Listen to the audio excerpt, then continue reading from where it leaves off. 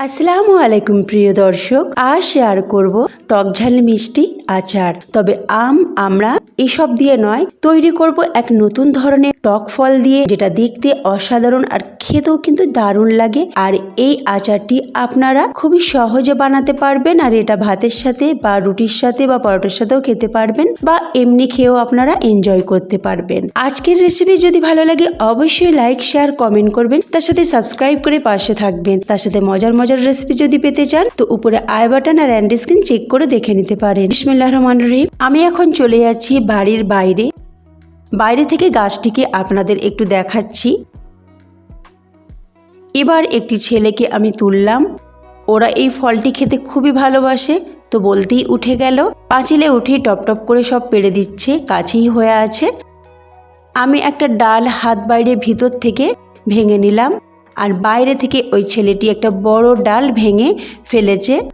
তো এই ডালটি নিয়ে আসছে, এর নাম হচ্ছে নুসরাত। দেখুন ফলটি আপনারা কাছ থেকে দেখে যেন মনে হচ্ছে আমলকি, তাই না? পুরো আমলকির মতো কালার, কিন্তু ডিজাইনটা একটু অন্য। এই ফল যারা যারা দেখেছেন অবশ্যই আমাকে কমেন্ট করে জানাবেন, আর এই ফলটির নাম কি সেটাও আপনারা তাড়াতাড়ি ঝটপট করে কমেন্ট করে বলে দিন। তারপর আমি আপনাদেরকে বলছি এই ফলটির নাম কি।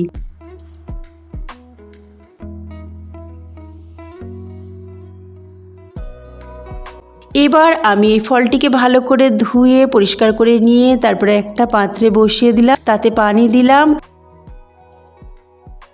লবণ সামান্য পরিমাণে দিলাম, তারপরে হলুদ গুঁড়ো 1/4 চামচ, বিট নুন 1/2 চামচের মতো।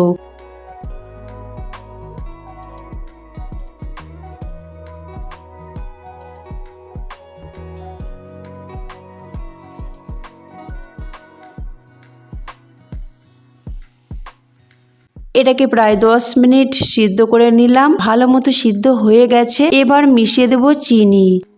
চিনিটা এখানে বেশিই লাগবে, যেহেতু এটা টক ফল আর একটু কষ্ট লাগে, তাই চিনিটা আমি এখানে প্রায় 350 গ্রামের মতো দিলাম। চিনি দিয়ে তারপরে নাড়াচাড়া করে এটাকে রান্না করতে হবে জোর আঁচে।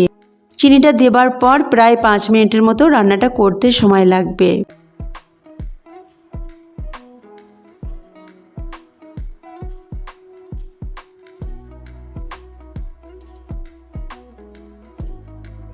সিদ্ধ হয়ে গেছে।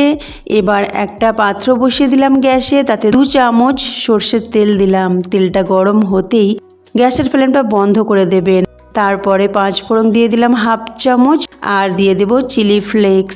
চিলি ফ্লেক্সটা দিলাম কালার আর ঝালের জন্য। এবার এটাকে নাড়াচাড়া করে দিলাম। তারপরে আমি পুরো আচারটা ঢেলে দেব। তারপরে গ্যাসের ফ্লেমটা অন করে দিয়ে জোর আঁচে এটাকে নাড়তে নাড়তে রান্না করব।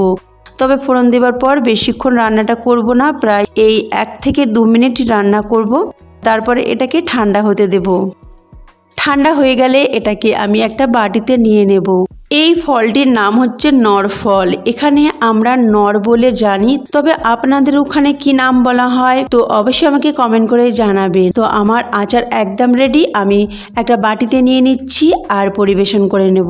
যারা এই ফলটি জানেন বা আশেপাশে রয়েছে এই গাছটি, তো এই ফলটির আচারটি বানিয়ে আপনারা একটা কাচের বয়মে স্টোর করে রাখতে পারেন সারা বছরের জন্য। আল্লাহ হাফিজ।